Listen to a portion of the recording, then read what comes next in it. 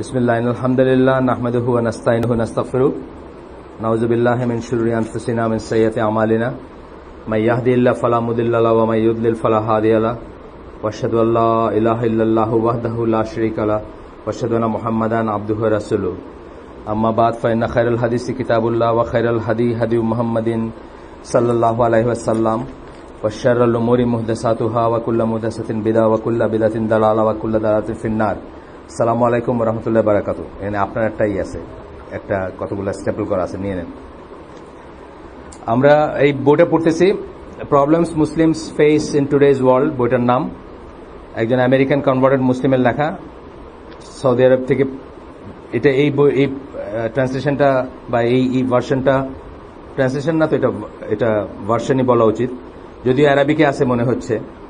তো এটা আমি সৌদি আরব থেকে না, এটা IAPH থেকে, ইন্টারন্যাশনাল ইসলামিক পাবলিশিং হাউস। বইটা পড়তে গিয়ে আমরা দেখতেছি যে আসলে আমাদের দৈনন্দিন জীবনের, যদিও আমি প্রথমে মনে করছিলাম যে ওয়েস্টার্ন ওয়ার্ল্ড বা ইসের মেইনলি তাদের কাজে লাগার জিনিস বা তাদের ব্যাপার, কিন্তু জেনারেল অনেক আছে আর কি। আমি বুঝতেছি যে জেনারেল আমাদের জন্য কাজে লাগে অনেক ব্যাপার। তো আমরা লেটেস্ট যে চ্যাপ্টারটা পড়তেছিলাম, এটা বিয়ের উপরে ছিল, এটা অলমোস্ট শেষ। এই চ্যাপ্টারটা নিয়ে আসলে চাইলে ইন ইটসেলফ হয়তো মাসকে মাস কথা বলা যায়। পলিগেমি এবং পলিজিনি ইসলামে, পলিজিনি রাদার, মানে ছেলেরা যে একাধিক বিয়ে করতে পারে বা বিয়ে করা। আমরা গতদিন জানলাম যে শাফি মাযহাব মনে করে যে এটা রিকমেন্ডেড না, একটা বিয়ে করাটাই ভালো, আর বাকি তিনটা মাযহাব মনে করে যে একাধিক বিয়ে করাটাই রিকমেন্ডেড। তো উনি নিজের মত বলছেন যে সবাই যদি একাধিক বিয়ে করে, সত্যি 4টা করে বিয়ে করে, তাহলে মেয়ের শর্টেজ হয়ে যাবে। এটা ঠিক আছে কথাটা। আবার বলছে যে কেউ যদি একাধিক বিয়ে না করে, তাহলে মিলিয়ন্স এন্ড মিলিয়ন্স, উনি মিলিয়ন্স কথাটা ইউজ করছেন, মিলিয়ন্স অফ মেয়ে হাজব্যান্ড ছাড়া থাকবে। সুতরাং এটা ইয়েস অ্যান্ড নো সিচুয়েশন, এটাকে মানে কেস বাই কেস বা কান্ট্রি বাই কান্ট্রি, সমাজ বাই সমাজ এটাকে চিন্তা করা উচিত। যাই হোক, এটা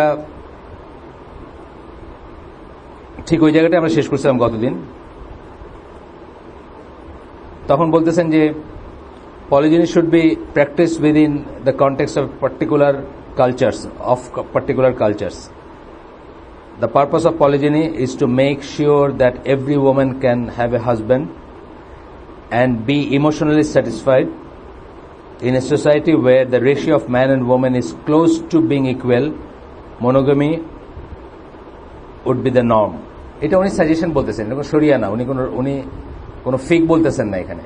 স্বাভাবিক কথা, এটা নর্মালি বোঝা যাচ্ছে যে যেখানে, যেমন ধরেন আমরা উল্টা দুইটা সোসাইটি বলছি, সাধারণত দুনিয়াতে কিন্তু মেজরিটি দেশে, ধরেন Russia, Europe, whole of Europe বলতে পারেন আপনারা, মালয়েশিয়া, মুসলিম সমাজের ভিতরে যেমন মালয়েশিয়া, সৌদি আরব, ইন্দোনেশিয়া, এগুলাতে স্ট্যাগারিংলি মেয়েদের সংখ্যা বেশি।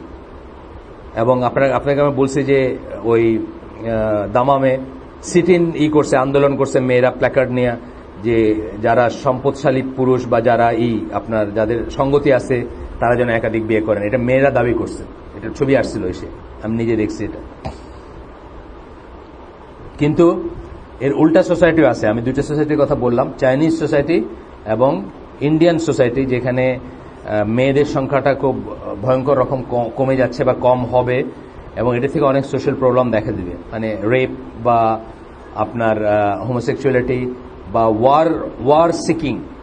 পুরুষ মানুষ যখন আদারওয়াইজ এঙ্গেজ না থাকে, যখন তার সংসার না থাকে, সে ওয়ার মঙ্গারিং হয়ে যায়, মানে ওয়ার, মারামারি, কাটাকাটি, এগুলা ডাকাতি, এগুলোর দিকে একটা টেন্ডেন্সি আসবে। তো চাইনিজরা যেহেতু ওদের ওয়ান চাইল্ড পলিসি ছিল, আপনি জানেন হোল অফ কমিউনিজমের সময়টা ওয়ান চাইল্ড পলিসি ছিল। তো তারা যখন আল্ট্রাসোনো বা ইত্যাদিতে দেখতো যে এটা মেয়ে, তখন তারা অ্যাভয়েড করে ফেলতো এবং শুধু ছেলে নিত, যাতে মানে আফটারঅল চাইনিজরা তো ট্র্যাডিশনাল সোসাইটি ছিল, মানে কৃষিভিত্তিক ট্র্যাডিশনাল সোসাইটি ছিল, যেখানে ছেলেদের, আমাদের দেশে যেরকম ছেলে হইলে মানুষ কি চিন্তা করে যে হালের বলদটা ধরবে আর কি, মানে বুঝছেন না, আর কিছু না হলে বাপে লাঙ্গলটা টানবে, ছেলেটা পিছনে ওই লাঙ্গলটাকে চাইপা ধরে রাখতে পারবে, এটাই হলো ফার্স্ট চিন্তা কিন্তু মাথায়। এবং আমার যখন ছেলে হয়, আমরা কিন্তু, আমার তো প্রথম ছেলে, আমরা কিন্তু মনে প্রাণে, আমি এবং আমার ওয়াইফ দুজনে মেয়ে চাইছিলাম। কিন্তু হওয়ার পরে আমি বুঝলাম যে মেয়ে হইলে সমাজে, মানে সমাজে না, আমার সংসারে আর কি, মানে আমার আব্বার ফ্যামিলিতে সমস্যাই হয়ে যেত। কারণ আমার আব্বা আম্মা একেবারে একেবারে আল্লাহর কাছে চায় আনতেছিলেন যে এটা ছেলে হবে। তো এটা একটা ট্র্যাডিশনাল একটা বোধ, বুঝছেন না, আমরা এগেইনস্ট দ্য নর্ম চিন্তা করছি, কিন্তু আমার আম্মা খুবই খুশি প্রথমটা ছেলে হয়েছে। তো এটা এই সোসাইটিতে প্র্যাকটিক্যাল রিজনসে মানুষ মনে করে। যাই হোক, চাইনিজরা এই জন্য করছে এবং ইন্ডিয়ানরাও সেম কারণে। ইন্ডিয়ানদের কন্যাদায় কথাটা আসছেই হলো ইন্ডিয়ান সাহিত্য থেকে, মানে হিন্দু ধর্মের ধর্মাবলম্বী যারা, তাদের কাছে কন্যা একটা দায়। আমরা কিন্তু এই কন্যা দায় কথাটা তাদের কাছ থেকে শিখছি।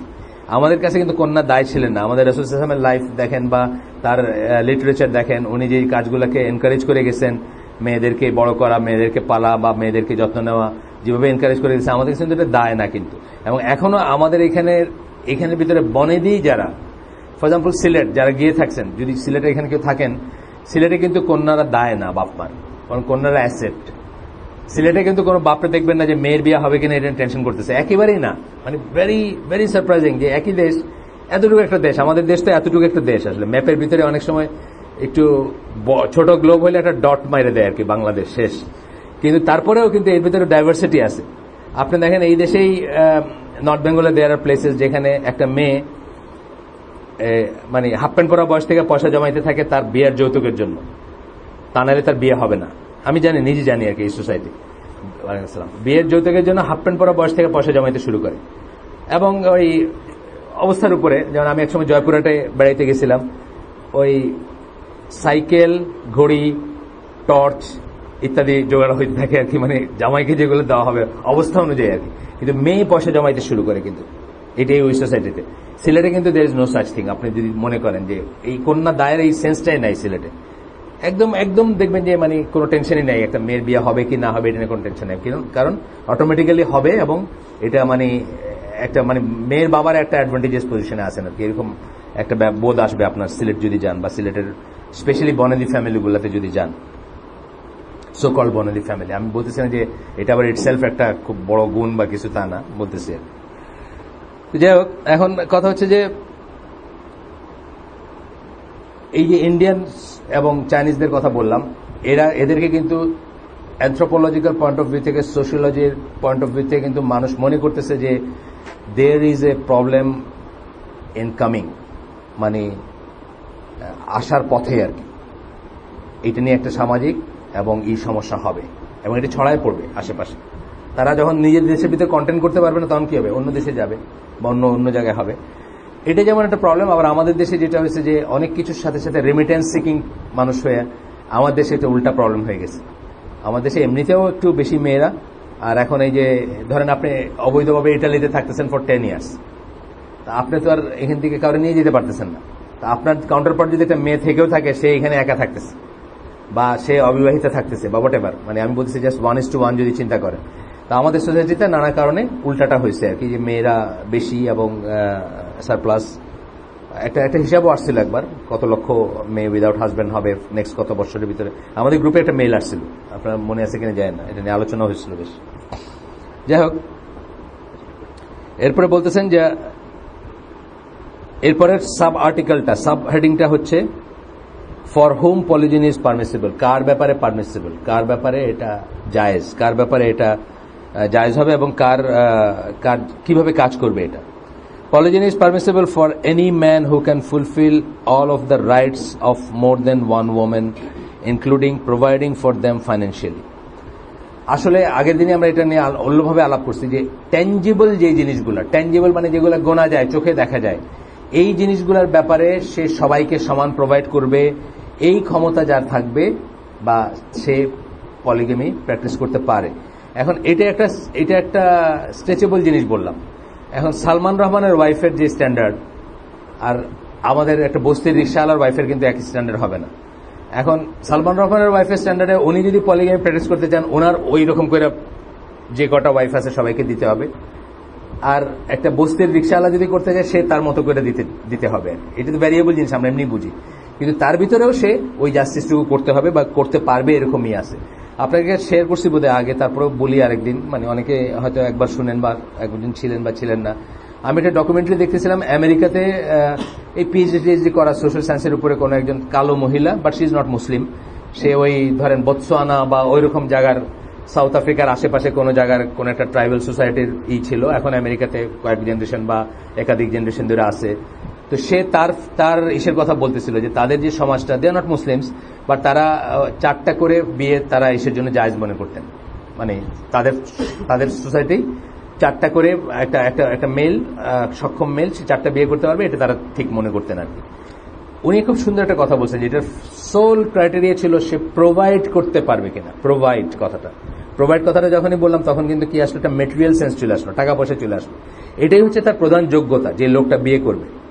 তারপরে উনি একটা লাইন বলছেন, আমার কাছে খুব ভালো লাগছে, এটা মানে আমি সবাইকে মনে করাই দিতে চাই, ইভেন এক বিয়ে যারা করছেন তাদেরকেও মনে করে দিতে চাই।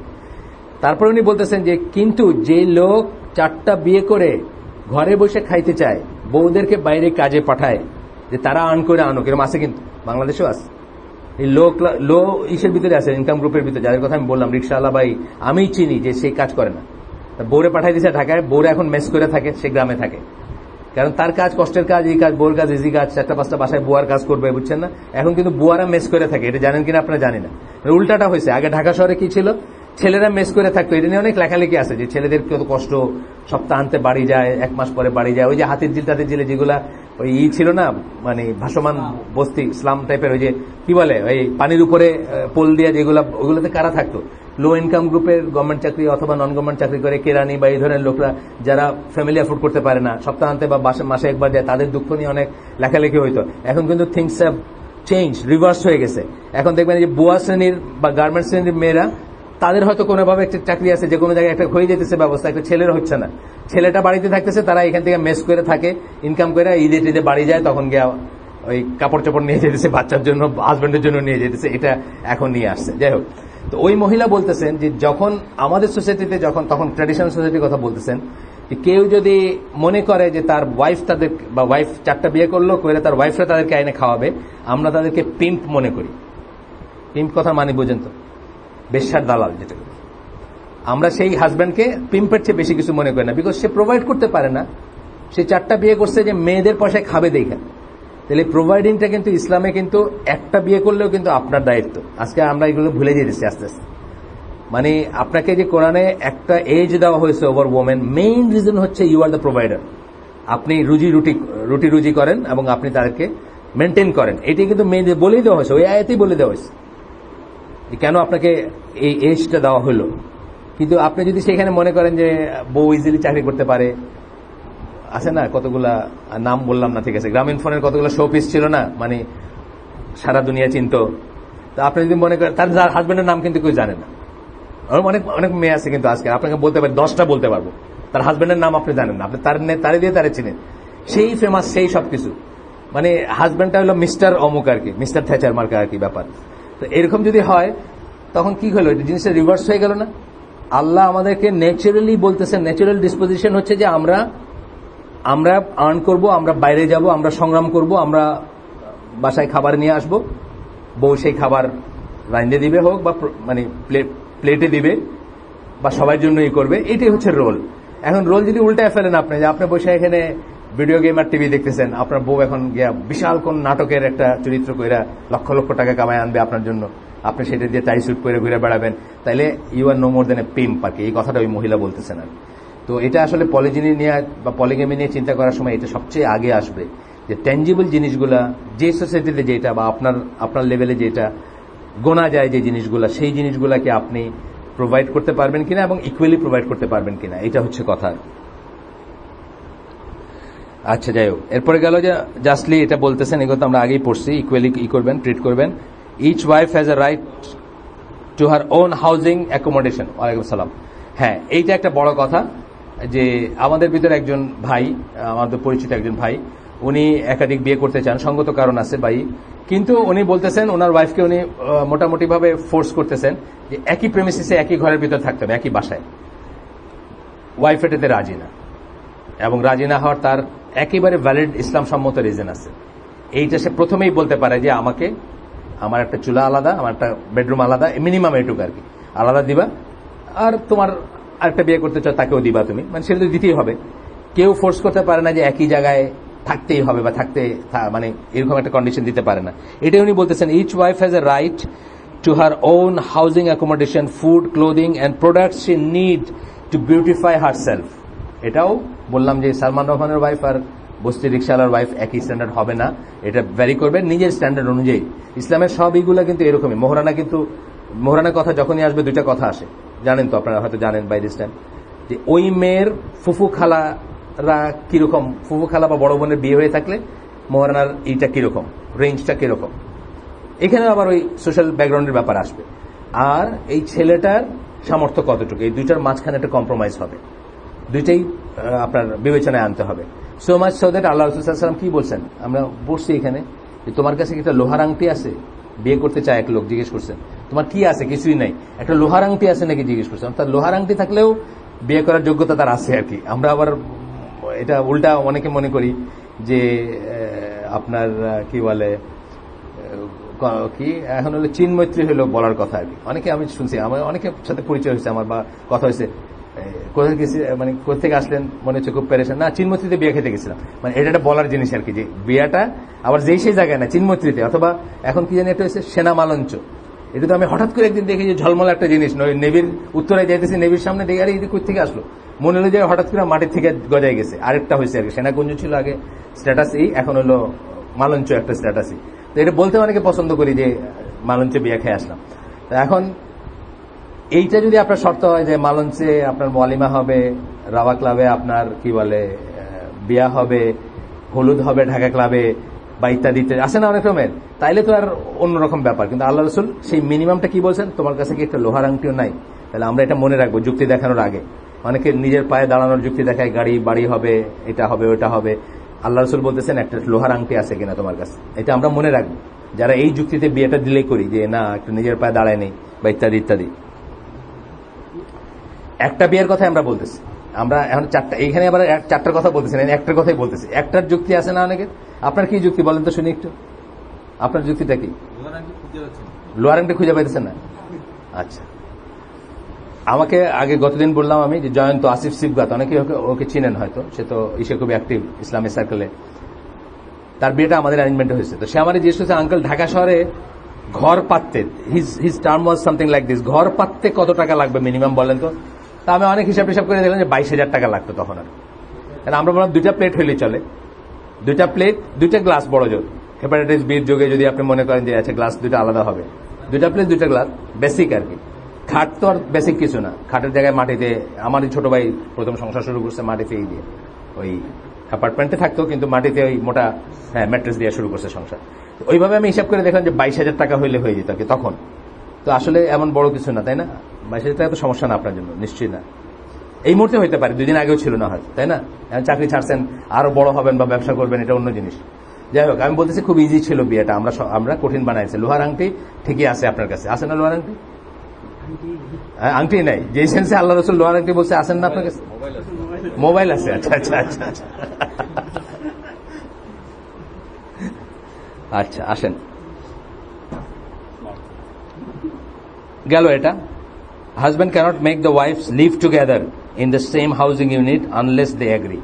খুব ইম্পর্টেন্ট কথা এইটা, কিন্তু আমাদের ওই ভাইটা ইনসিস্ট করতেছেন, জনৈক ভাই আমাদের, যে একই প্রেমিসিসে থাকতে হবে। একই প্রেমিসিসে আপনি বলতে পারেন না, সে যদি তারা এগ্রি করে।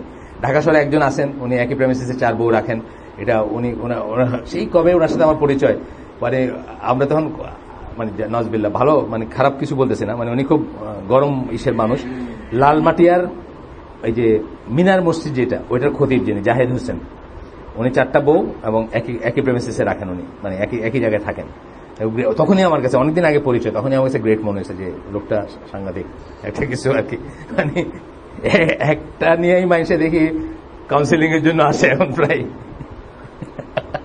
4টা আবার এক প্রেমিসিসে, মানে একই এরিয়ার ভিতরে, সাংঘাতিক লোক সে। যাই হোক, এই এমনি উনি মানে ওই হানাফিদের মানে সম্মানিত আলেম, সবাই খুব সম্মান করেন ওনাকে। এই লালমাটিয়ায় এই আরিফ ভাই আছেন আমাদের, জেবার আব্বা, ওনাদের মসজিদের খতিবাদ। না ওনাদের মসজিদ না, ওনাদের মিনার মসজিদ না, মিনার মসজিদ এটা, সরি। তো যাই হোক, আমরা আসি এরপরে। Modern Times women often work and pay their own expenses. It is permissible for a woman, যদি সে চায় যে তার কিছুটাই ছেড়ে দিবে এবং নিজের ইচ্ছা, সে নিড আছে পলিজিনির, সেটা সে করতে পারে, যে কিছু রাইট ছেড়ে দিয়ে। যেমন কোরআনে কিন্তু এই রিকমেন্ডেশনটা আসছে যে একজন মহিলা ধরেন তার সাথে আপনার বনিবনা হচ্ছে না, অথবা তার বয়স বেড়ে গেছে, আপনি একটা বিয়ে করলেন, সে যদি রাজি থাকে তার কিছু, ধরেন আপনি বললেন যে তোমাকে তো আমি তোমার রাইট দিতে পারবো না, ফর এক্সাম্পল আপনি বললেন যে আমি একটা বিয়ে করছি বাট কেউ করতে চাই, কিন্তু আমি তো তোমাকে এভরি অল্টারনেট একটা রাত তো তার প্রাপ্য হওয়া উচিত, বা একটা দিন তার প্রাপ্য হওয়া উচিত, আমি কিন্তু তোমাকে সেটা দিতে পারবো না। এখন তুমি কি প্রেফার করো? তুমি কি ডিভোর্স প্রেফার করবা, নাকি তুমি একটা কিছু ছাড় দেওয়ার সাথে থাকতে প্রেফার করবা? এটা কিন্তু সে বলতে পারে যে সে তার অধিকারের একটা অংশ ছেড়ে দিয়ে বাচ্চাদের ওয়েলফেয়ারের জন্য বা গ্রেটার ওয়েলফেয়ারের জন্য সে থাকতে পারে। এটা কিন্তু তার ভলান্টারিলি সে করতে পারে, কিন্তু চাপাই দিতে পারেন না আপনি। এটা হচ্ছে কথা আর কি। এখানে সেটাই বলতেছেন যে কেউ যদি দেখা গেল ওয়েস্টার্ন ওয়ার্ল্ডে যেমন হয়তো দেখা গেল যে একজনের ইনকাম দিয়ে ইট ইজ ইম্পসিবল। আমার মামার কথা, আমি ছোট মামার কথা আমি বলি, উনি নিউ ইয়র্কে থাকেন, ব্রন্সে।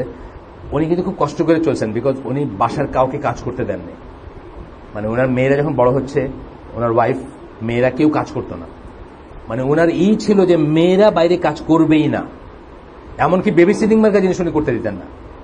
এবং উনি কষ্ট করে চলছেন। এখানে একজনের ইনকামে 4জন 5জন, এখন বিয়ে শাদী হয়ে গেছে মেয়েদের, মানে হয়তো ওই ছেলে বড় হয়ে গেছে, বাট একটা সময় খুব কষ্ট করছে। তো এটা যদি মহিলা যদি ভলান্টারিলি বলেন যে আমিও কাজ করব, তার বিনিময়ে আমি আপনার কাছে আপনার ওয়াইফ হইতে চাই, সেকেন্ড ওয়াইফ, কো ওয়াইফ, আরেকজনের কো ওয়াইফ হইতে চাই, সেটা যদি উনি অ্যারেঞ্জমেন্ট করেন এবং একটা নিড যদি থাকে সোসাইটিতে, সেটা জায়েজ হবে, উত্তম না হলেও জায়েজ হবে, সেটা আলাদা একটা কথা। কিন্তু এটা একটা কথা যে মানে বউয়ে খাওয়াবে, এই অ্যাজাম্পশনটা আমরা বললাম না একটু আগে, যে গল্পগুলো বললাম, সেটা একেবারেই গ্রহণযোগ্য না, স্পেশালি ট্র্যাডিশনাল সোসাইটি এবং ইসলামে একদমই গ্রহণযোগ্য না। আচ্ছা, ডিভোর্সের প্রশ্ন আসতেছে এরপরে। আমরা পড়তেছি struggles of the married and unmarried. এই চ্যাপ্টারটার নাম হচ্ছে the struggles of the unmarried and the married. Sorry, unmarried আগে, পরে ম্যারিড। তো এখন আমরা ডিভোর্সের প্রশ্নে আসব। আমাদের সমাজে একটা কথা প্রচলিত আছে যে জায়েজ কাজের ভিতরে আল্লাহ সবচেয়ে অপছন্দ করেন ডিভোর্স। এটা শুনে বড় হয়েছে না আমরা। এই কথাটা কিন্তু একটা ভুয়া কথা, একেবারে ভুয়া কথা। মানে এটা কেউ কারো একজন মন গড়া কথা সে বানায় ফেলছে। কারণ আল্লাহর অপছন্দনীয় কাজ হলে এই অপছন্দনীয় কাজ সকল সাহাবী অলমোস্ট করছেন। আপনি হিসাব করলে দেখবেন, আপনি খোঁজ করলে রাসূল সাল্লাল্লাহু আলাইহি ওয়াসাল্লাম করছেন। রাসূল সাল্লাল্লাহু আলাইহি ওয়াসাল্লাম ডিভোর্স দিয়েছেন, কিন্তু তার অন্য ওয়াইফ আছেন আগের, যাদের সাথে উনি ঘর করেন নাই, যাদেরকে ডিভোর্স দিয়েছেন বা ডিভোর্স চেয়ে নিয়েছেন, তারা আপনার সিরা পড়লেই জানবেন। তো অপছন্দনীয় কাজ এটা হচ্ছে যে আমাদের সোশ্যাল ইসে আমরা এটাকে জুড়ে দিছি কথাটা, there is no such thing অপছন্দনীয় কাজ। তবে অন্যভাবে অন্য একটা কথা বলা যেতে পারে, বা যে হাজব্যান্ড ওয়াইফের ভিতরে ঝগড়াঝাটি আল্লাহর খুব অপছন্দনীয় কাজ। হাজব্যান্ড ওয়াইফের ভিতরে মারামারি, ঝগড়াঝাটি, কথা কাটাকাটি, অশান্তি, এটা আল্লাহর অপছন্দনীয় কাজ। এটা আমরা ডিফেক্টও বলতে পারি কিসের থেকে, এটা শয়তানের পছন্দনীয় কাজ। আমরা জানি, আপনারা এই হাদিসটা জানেন যে শয়তান যখন মানে সারাদিন ধরে মানে তার কাজকর্ম কইরা ফিরে গিয়ে যখন রিপোর্টিং করে তার বসের কাছে, রিপোর্টিং বস যে তার কাছে, তখন সে জিজ্ঞেস করে যে কি করছো আজকে সারাদিনে। তো একজন এক একটা বলে, সে খুব একটা খুশি হয় না কোনোটাতে। কিন্তু ফাইনালি যখন একজন বলে যে একটা হাজব্যান্ড ওয়াইফের পিছনে কাজ্জা লাগাই দিয়ে আসতে পারছি, তখন নাকি বলে তুমি একটা কামের কাম করছো। আর তার মানে এটা শয়তানের পছন্দনীয় কাজ। শয়তানের পছন্দনীয় কোনো কাজ হলে ডেফিনেটলি ওটা মুসলিমের জন্য অপছন্দনীয় কাজ হবে, অ্যান্ড ডিফেক্টও এটা আল্লাহর অপছন্দনীয় কাজ হবে। এবং আমরা জানি যে বিয়ে শাদীর ব্যাপারগুলা বা হাদিস বলেন, কোরআন বলেন, সবখানে আল্লাহ উল্টা দিকেই করছেন। যেমন ধরেন একে অপরের চাদর স্বরূপ, এই কথাটা অনেক বিগার একটা মানে আছে। একে অপরের লজ্জা ঢেকে রাখেন। লজ্জা ঢেকে রাখেন মানে কি, বউয়ের কথা গিয়ে হাজব্যান্ড গিয়ে বাইরে গিয়ে মানুষের কাছে কমপ্লেন করবে না, হাজব্যান্ডের কথা বউ গিয়ে কমপ্লেন করবে না, লজ্জা ঢেকে রাখবে, নিজেদের ভিতরে কন্টেন্ট রাখবে। তার মানে সেই সংসারটা কি হবে, সেই সংসারটা ঝগড়াঝাটি হবে না, মারপিট হবে না, বুঝছেন না, চিল্লাচিল্লি হবে না, বা ইত্যাদি ইত্যাদি। এই ধরনের অনেক অনেক লিটারেচার পাবেন আপনি। এটা যেমন চাদর স্বরূপ একটা। আরেকটা বলছেন যে আমাদের স্পাউস বা আমাদের তৈরি করছেন কেন আল্লাহ, সৃষ্টি করছেন কেন, আমাদের যারা মানে আমাদের সঙ্গী, যেন আমরা সাকিনা লাভ করতে পারি। সাকিনা মানে ট্র্যাঙ্কুইলিটি। ট্র্যাঙ্কুইলিটি কি ঝগড়াঝাটি করে হয় নাকি? ঝগড়াঝাটি তো ট্র্যাঙ্কুইলিটির উল্টা জিনিস। ট্র্যাঙ্কুইলিটি কথাটা, সাকিনা কথাটার ইংলিশ মানে যদি আপনি বা অ্যারাবিক মানে যদি জানেন, প্রশান্তি, বাংলা সোজা কথা। প্রশান্তিটা হচ্ছে অলওয়েজই ঝগড়াঝাটির উল্টা জিনিস। তাই আল্লাহ ঝগড়াঝাটি পছন্দ করতে পারেন না, বাই নন মানে সেই। তো এই জন্য যে ডিভোর্স নাজায়েজ কি বলে অপছন্দনীয় কাজ, এটা আমরা বলবো না। অ্যাট দ্য সেম টাইম আপনি খালি ডিভোর্সে দিতে থাকেন না, ঝগড়া করতে থাকেন, এটাও আল্লাহ পছন্দনীয় না, সেটা হলো আলাদা একটা ব্যাপার। কিন্তু ডিভোর্স জায়েজ, এবং divorce is a circuit breaker, এবং ডিভোর্স থাকা উচিত। না থাকাতেই আপনার যেগুলা ক্যাথলিক অথবা হিন্দু সোসাইটি সেগুলোতে দুনিয়ার সমস্ত অবিচার, ব্যভিচার, অনাচার এবং কি বলে বিবাহ বহির্ভূত সম্পর্ক এবং জারজ সন্তানের উৎপাদন সেখান থেকে শুরু। আপনার ফিলিপিন্সে যদি কেউ গিয়ে থাকেন, আমি বহুবার গেছি, হয়তো মেবি 100 টাইমস, জাহাজে যেহেতু চাকরি করতাম, ফিলিপিন্সের সোসাইটিতে কিন্তু কোনোভাবেই ডিভোর্স বা একাধিক ওয়াইফ পারমিট করে না। কিন্তু প্রত্যেকটা অ্যাবল মানুষ, অ্যাবল বলতে স্পেশালি পয়সা যার আছে, ডেফিনেটলি তার সাইড লাইনে 2-3টা কেপ বা মিস্ট্রেস আছে। আমাদের জাহাজে যেগুলো চাকরি করতো সেখানে চিফ ইঞ্জিনিয়ার, মানে যেগুলো অনেক মালদার, মানে ফিলিপিনো সোসাইটিতে অনেক পয়সা আলা, প্রত্যেকের 3টা 4টা 5টা পোর্টে আসতো। আমার একটা সেকেন্ড ইঞ্জিনিয়ার ছিল, আমি চিফ ইঞ্জিনিয়ার ছিলাম ওই জাহাজের, আমার সেকেন্ড ইঞ্জিনিয়ার ছিল সে, প্রত্যেকটা ফিলিপিন্স পোর্টে আসতো তার মানে বউ ছাড়া অন্য। আর সে ওইগুলো ওয়াশ করতো খুব ইচ্ছে, ওয়াশিং মেশিন তাড়াতাড়ি ওয়াশ করতো। কেন? ম্যানিলা ফিরে গেলে তার বউ আসবে, আর বউ পারফিউমের গন্ধ টের পায় যে অন্য পারফিউম আছে এখানে। পারফিউমের গন্ধ দিয়ে সে প্রশ্ন করে যে কে আসছিল বলো তুমি, তোমার বিছনায় পারফিউমের গন্ধ। তো ওর একটা ডিউটি ছিল যে ওই সব পোর্ট থেকে যা সেল করলে আইসা ওই ওয়াশিং মেশিনে ওইগুলো করে ধুইয়া সে পারফিউমের গন্ধ ছাড়াইতেছে, বুঝছেন? মানে এই হচ্ছে এই ফলাফল পলিগেমি না পারমিট করার এবং ডিভোর্স পারমিট না করার এবং মানে এই করা। উনি এই কথাটা বলতেছেন যে এগুলো কোথা থেকে আসছে। Many cultural Muslim will hate reading this section because so much innovation has crept into their minds when it comes to marriage. অনেক মানুষ মুসলিম, কালচারাল মুসলিম যারা, আমি এখন যা লিখবো উনি যেটা লিখবেন এখন ডিভোর্স সম্বন্ধে, এটাকে পড়তে অপছন্দ করবেন, কারণ অনেক বিদাত তাদের ভিতরে ঢুকে গেছে। কোত্থেকে ঢুকছে? Many Muslims have imitated the Hindus and the Christians by embracing their creeds regarding marriage. তাদের যে আকীদা আছে বিয়া সংক্রান্ত, সেটা গ্রহণ কইরা অনেক মুসলিমের মনটা কি হয়েছে, মানে তারা ইমিটেট করছে হিন্দু এবং খ্রিস্টানদের। হিন্দুদের কথা দেখেন, আমি অনেক সময় বলছি, আমার লেখালেখি তো আছে, কোনো বইতে আমি এটা উল্লেখ করছি। আমরা ছোটবেলাতে বড় হয়েছে যখন স্পোর্টসে গান বাজাইতো, আপনাদের ছিল? স্পোর্টসের সময় গান বাজাইতো, ছিল নাকি? আপনারা পাইছেন? স্পোর্টসে মিউজিক্যাল চেয়ার এগুলো হয়, এই গান বাজাইতো, সারাদিন মাইক লাগাইছে, কলের গান দিয়ে গান বাজাইতো। তো তখন আমরা সন্ধ্যা মুখোপাধ্যায়ের একটা গান শুনতাম, প্রেম তো জীবনে একবারই আসে হায়, শুনছেন কিনা জানি না কেউ। একই ফুল কবু যায় কি গো রাখা, দুটি দেবতার পায়, প্রেমের গান। মহিলা বলতেছেন এটাতে আমি তো আমার লাইফটাতে একজনের জন্য। এটা কি ইসলামিক? মোটেই ইসলামিক না, মোটেই ইসলামিক না, এটা হিন্দু, পুরা জিনিসটা হিন্দু। প্রথম কথা হলো যে ইসলামে হাজব্যান্ড দেবতা না, ইসলামে কেউ দেবতা না, হাজব্যান্ডের তো প্রশ্নই ওঠে না। আজকে হাজব্যান্ড, কালকে ডিভোর্স হয়ে গেলে সে তার সাথে দেখা সাক্ষাৎ হারাম। সুতরাং দেবতাও না আর আপনিও ফুল না যে একটা পায়ে রাখলেন আর জীবনের লেগে শেষ, তা না। আপনি এখন বিয়ে হয়েছে 13 বছর বয়সে, বাপে দিয়ে দিয়েছে বিয়া, কথার কথা 63 বছরের এক লোকের সাথে। এখন আপনি দেখতেছেন যে আপনি আপনার ধর্মকর্ম রক্ষা করতে পারবেন এই লোকের বউ থাকলে, আপনি ডিভোর্স চেতে পারেন, লিগেলি ডিভোর্স চেতে পারেন, আপনার দেবতা না, মোটেই না। এবং আপনি এর পায়ে একবার ফুল রাখা হয়েছে আর কারো কাছে যাই দিতে পারবেন না, এটাও কোনো কথা না। তবে বৈধভাবে যাইতে হবে, এর কাছে ডিভোর্স নিয়ে আপনি আরেকখানে বিয়ে করবেন, আরেকখানে কোন লিমিট আছে নাকি? আমি তো কোনো লিমিট জানি না যে 3বারের বেশি একটা মহিলা বিয়া বইতে পারবেন, এমন কোন লিমিট আছেন না? এই যে হাসান রাদিয়াল্লাহু একজন মেয়ে ছিলেন, উনি 6টা বিয়ে হয়েছিল ওনার কনজিকিউটিভ, মানে অল্প দিনের ব্যবধানে আর কি। ঠিক আছে, এটা আরব সোসাইটিতে কিছু মনে করেন, এখনো মনে করবেন আরব সোসাইটি, যদি কারো সঙ্গত কারণে হয়। অফকোর্স এটা যদি তার হবি না হয়। আরব সোসাইটিতে আবার কিছু মেয়েদের হবি আছে, বড় লোক ধরে বিয়ে করবে, কইরা বড় এই করবে, আবার তারা ডিভোর্স করবে। এটা আসছিল পেপারে, কিছু আছে তারা এরকম হান্ট করে আর কি, বুঝছেন তো? খুব বড় লোক, বিলিয়নের দেখে বিয়ে করলো, কইরা একটা কিছু দিয়ে কাজে লাগাই দিল, লাগাই বলে আচ্ছা আমরা ছেড়ে দেবো, তো ছাড়লে তো একটা বিশাল অ্যামাউন্টের ব্যাপার আছে বা আছে, এইটাই তার হবি আর কি, এরকমও আছে। নজবিল্লাহ, এটা তো আল্লাহর বিধান নিয়ে খেলামেলা করা, এটা আমরা করবো না, ছেলেও করবো না, ছেলেরাও করবো না, মেয়েরাও করবো না। কিন্তু এই যে একজনই জীবনে একবার বিয়ে হয়েছে, এটার আর কোনো নাই, এই সমস্ত ভুয়া জিনিসগুলোর ইসলামে কোনো স্থান নাই। এবং এই রকমের আরো অনেক ভুয়া জিনিস আছে হিন্দুদের, লগ্ন। আমরা মুসলমানরা এখন পঞ্জিকা দেখে, মুসলমানরা কি বলে, দুই যখন এগ্রি করে ফ্যামিলি, আচ্ছা ঠিক আছে পঞ্জিকাটা দেখেন, ভালো দিন ঠিক করেন। কি ভালো দিন? কিসের ভালো দিনের কি আছে? আমি যখন বিয়ে করবো আমার তো বলে যে মহরম মাসে বিয়ে হবে না, বুঝছেন না? কেন? হাসান হোসেন, মানে কি বলে, হোসেন রাদিয়াল্লাহু আনহু, ইমাম হোসেন, সরি তখন তো ইমাম হোসেন, এখন হোসেন রাদিয়াল্লাহু আনহু, এটা একটা বলার একটা কারণ আছে, তাই না? আমরা ইমাম হোসেন বলবো না। ইমাম হোসেন কারা বলে? শিয়ারা বলে। শিয়াদের ইমাম কোন সেন্সে? অনেক কুফর, অনেক শিরক, অনেক বিদআত আছে এটাতে। আমরা ইমাম হোসেন বলবো না, আমরা কি বলবো? হোসেন রাদিয়াল্লাহু আনহু বলবো। যেভাবে বলা উচিত একজন সাহাবীকে, উনি একজন সাহাবী ছিলেন, সেই জন্য আমরা টার্মগুলোও আহলে সুন্নাত ওয়াল জামার কারেক্ট টার্মগুলো ইউজ করবো। ওই কুফরি, শিরক বা শিয়াইটস বা রাফিদি টার্ম ইউজ করবো না আমরা। কেন উনি এই মাসে মারা গেছেন, নবী প্রাণপ্রিয় নাতি মারা গেছেন কারবালার বিষয়ে, আমরা কি করে বিয়ের মতো একটা আনন্দ করি, বুঝছেন? এইরকম এইসব জিনিস ইসলামের নাই, মুসলমানদের ভিতরে নাই, হিন্দুদের থেকে আমাদের ভিতরে আসছে। এখন অনেক মুসলমান ফ্যামিলিতে আমি দেখছি বিয়ের কথাবার্তা আচ্ছা ভালো দেখে একটা দিন করেন, এটা হলো মানে খরচের একটা নতুন পায়তারা আর কি, বুঝছেন না? অন্য পায়তারার সাথে একটা পায়তারা হলো এঙ্গেজমেন্ট, তো সেই দিনে সবাই মিলে বসে আচ্ছা তো এই কি পঞ্জিকা আছে, মোহাম্মদী পঞ্জিকা বোধহয় আছে, আমি আছে না, রাইট?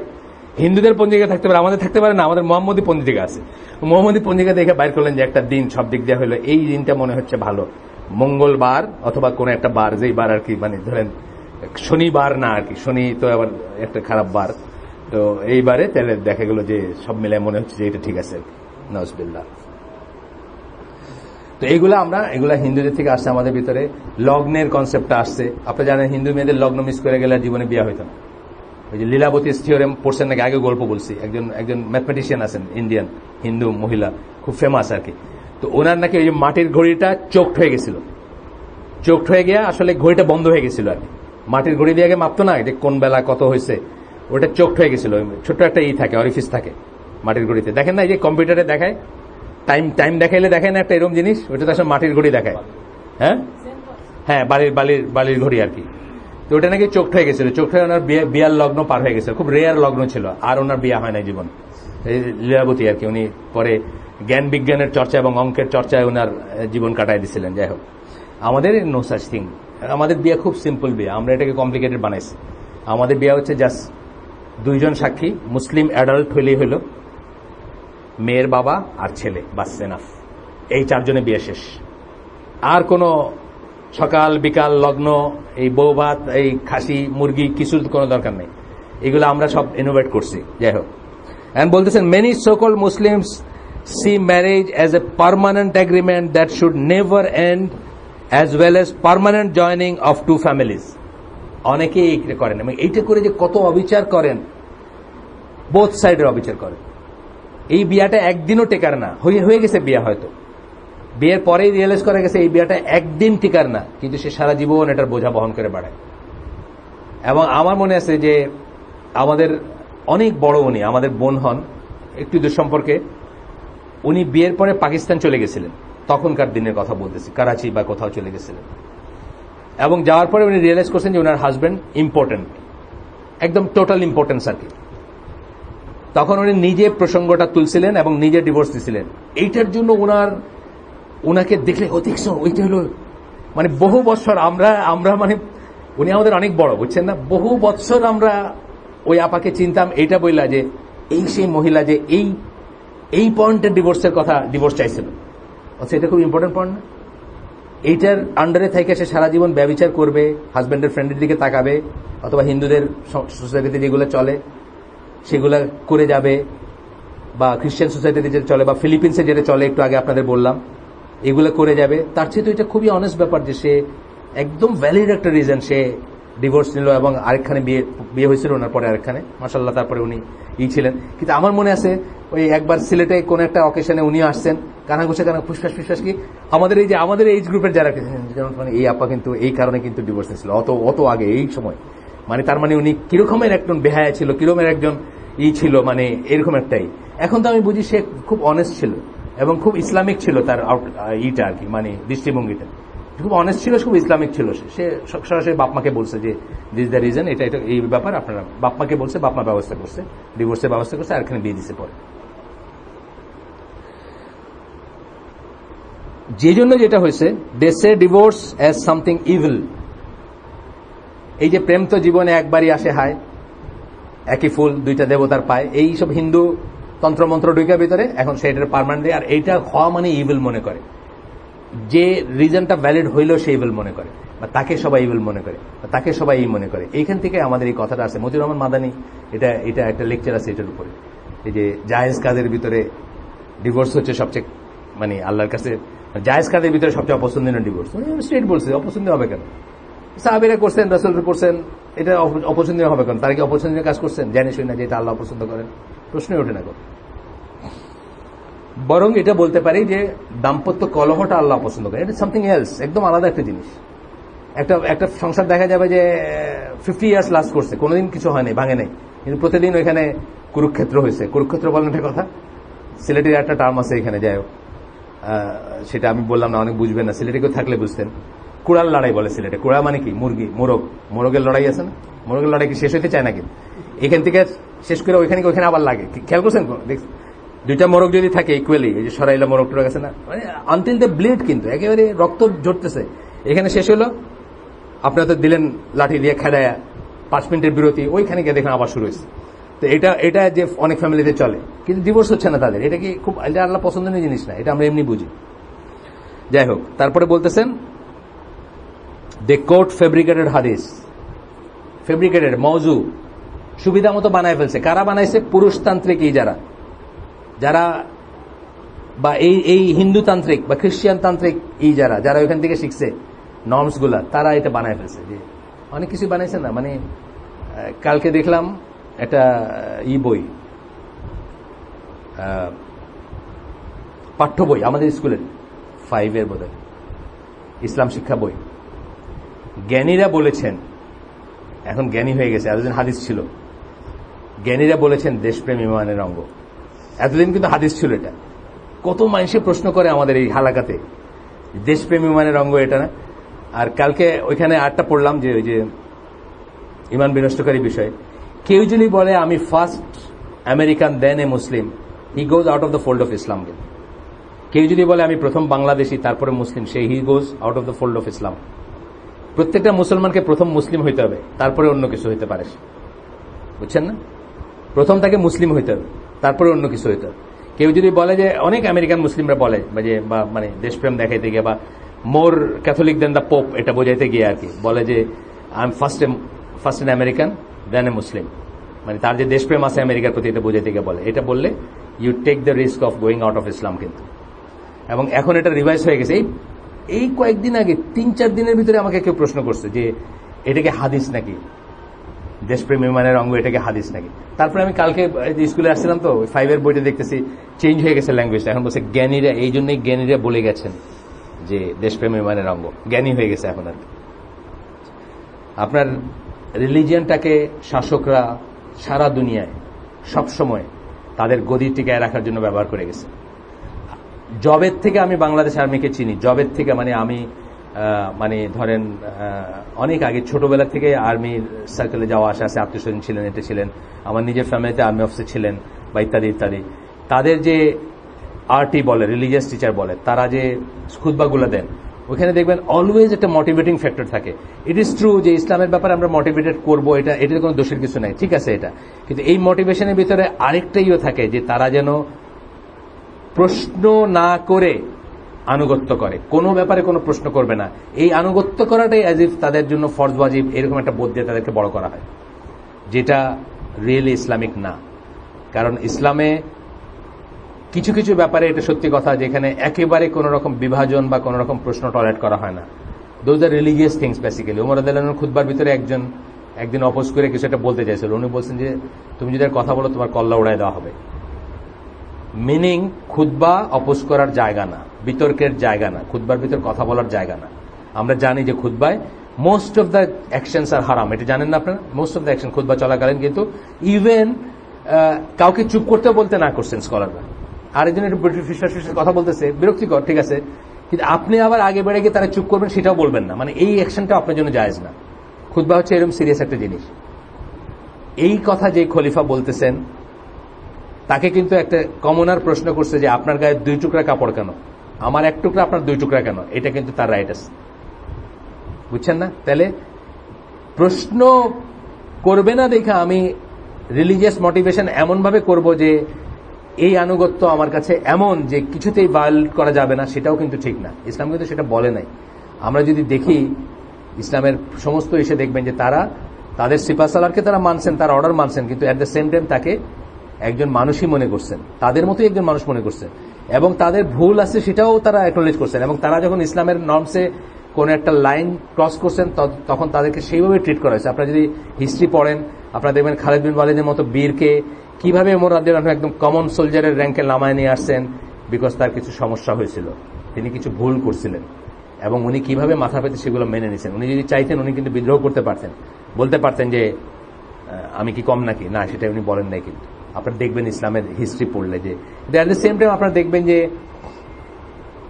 মানে সমানও যেমন আছে আবার আনুগত্য তেমন আছে। যখন একটা ভ্যালিড রিজনে বলছেন এই সিপাসালারের কথাই তারা কিন্তু প্রাণ দিচ্ছেন, বা এই সিপাসালারের কথায় তারা মানে শিরোধার্য মনে করছেন তাদের একটা অর্ডারকে, তারা পেছপা হন নাই। তারা জানতেন যে এখানে গেলে নিশ্চিত মৃত্যু হবে, তথাপি তারা আগে গেছেন। এটা দেখবেন আপনি আর কি। মানে আমি বলতেছি যে ইসলামে মোটিভেশনটা বা রিলিজিয়াস মোটিভেশনটাকে পলিটিক্যাল ল্যান্ডে বা টুইস্ট করে কোনো একটা স্বার্থ উদ্ধারের জন্য করা, এটা অনেক সময় করে থাকে মানুষ। সেই জন্য মানুষ হাদিস ফ্যাব্রিকেট করে, সেই জন্য মানুষ বাণী ফ্যাব্রিকেট করে, সেই জন্য মানুষ কোরআনের টুইস্টেড ইন্টারপ্রিটেশন করে। কিন্তু তার মানে আমরা আজকে যারা আমাদেরকে আল্লাহ স্কোপ দিচ্ছেন যে আমরা একটু পড়াশোনা করে জানতে পারি, তারা অন্তত জেনে নিব। এই কথাটা উনি বিয়ে প্রসঙ্গে বলতেছেন, কিন্তু আমি অন্য প্রসঙ্গে বললাম। আরো অনেক প্রসঙ্গ আছে যেটাতে এই কথাগুলো করা হয়। যেমন ধরেন মাযহাব প্রসঙ্গে বলা হয়। মাযহাব প্রসঙ্গে কি বলা হয়? ওই যে ওই আয়াতটা করা হয়, উলিল আমরের আয়াতটা কোট করা হয়, যে কি বলছেন আল্লাহর কাছে, আল্লাহ রসুলের কাছে নিয়ে যাও, এবং যারা অথরিটিতে আছে তাদের কাছে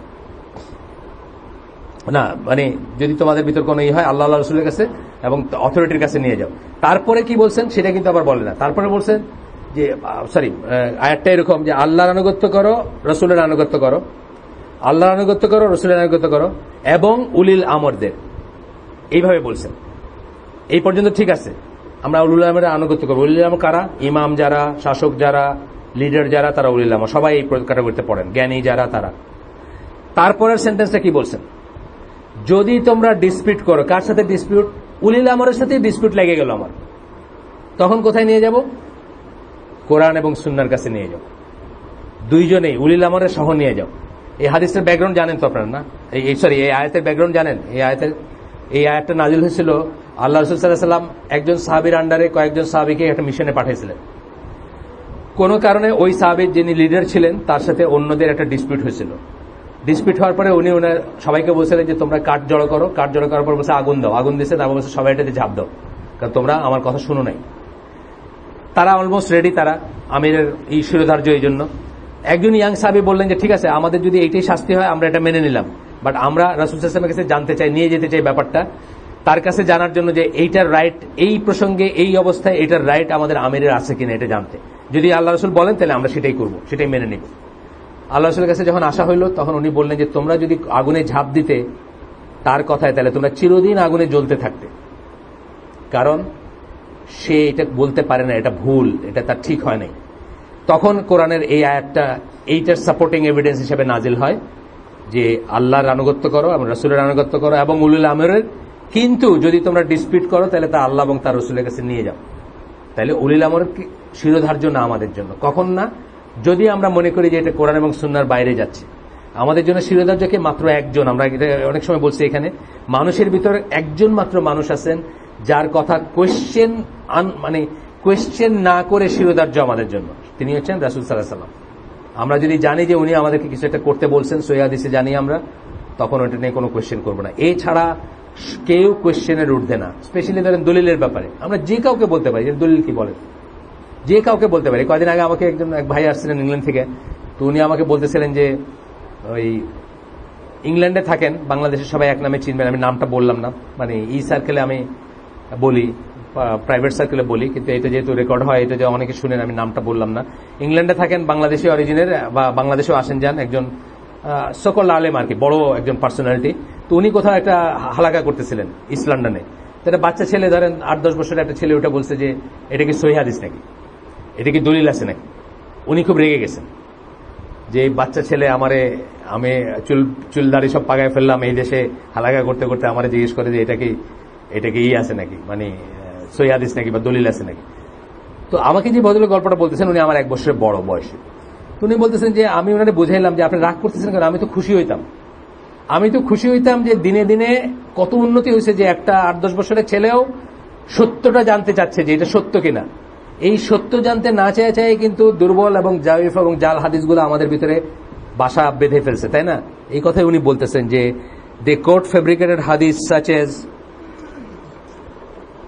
the most hateful of all permissible things to Allah is divorce, যেটা আমি একটু আগে বললাম, এটা কোট করে। এটা কি ফেব্রিকেটেড হাদিস বলেন, মওযু মানে জাল হাদিসের হাদিসই না, এটা হাদিসই না কোন, ফেব্রিকেটেড হলে কি হাদিস নাকি? ফেব্রিকেটেড তো হাদিসই না কোন। Shaykh Albani and other scholars have spoken and written extensively about these issues and how these fabricated hadiths are affecting the Muslim Ummah. আলবানির ডিটেলস কাজ আছে যে কিভাবে এই হাদিসগুলা আমাদের ভিতরে আসছে এবং এগুলো আমাদেরকে কিভাবে ক্ষতিগ্রস্ত করতেছে।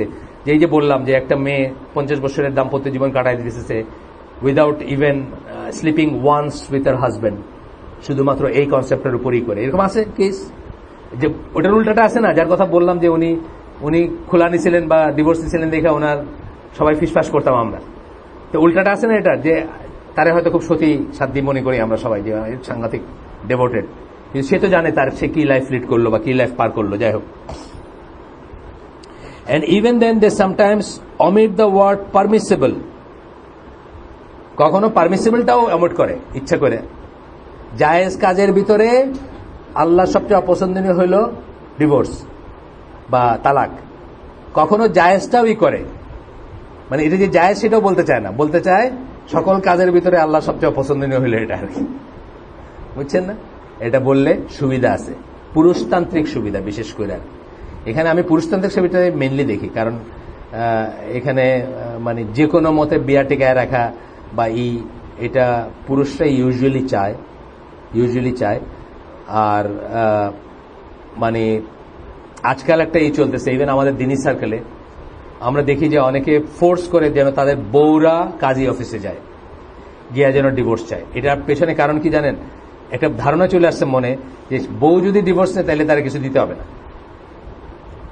মহারানা যে মানে মহারানার ব্যাপারটা বা অন্য ব্যাপারটা, দায় দায়িত্ব, বাচ্চা পালা, অনেক কিছু থেকে এক্সাম্পশন হবে। যদি বউ চাইছে তা আমি করি নাই ডিভোর্স, সেই চায় চলে গেছে। দিনী সার্কেলও আমি দেখতেছি কয়েকটা কেস আমাদের কাছে আসছে। এই গতদিন মনে আছে মঞ্জুর ভাইয়ের সাথে বসলাম আমরা এখানে, লাস্ট মঞ্জুর ভাই যখন আসলে আমরা আলাদা করে বসলাম না, এটা কিন্তু এই কেস ছিল।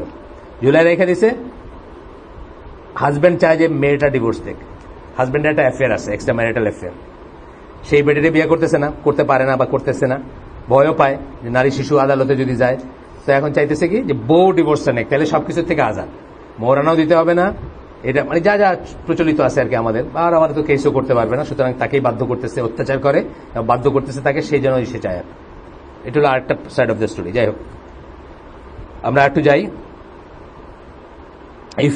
এখানে বলতেছেন, in an authentic hadith the Prophet sallallahu alaihi wasallam said, stick to my sunnah and sunnah of the rightly guided caliphs. এটা খুব ফেমাস হাদিস, যেখান থেকে আমরা বলি আমার সুন্নাহ এবং খোলাফায়ে রাশিদিনের সুন্নাহকে আঁকড়ে ধরো থেকো।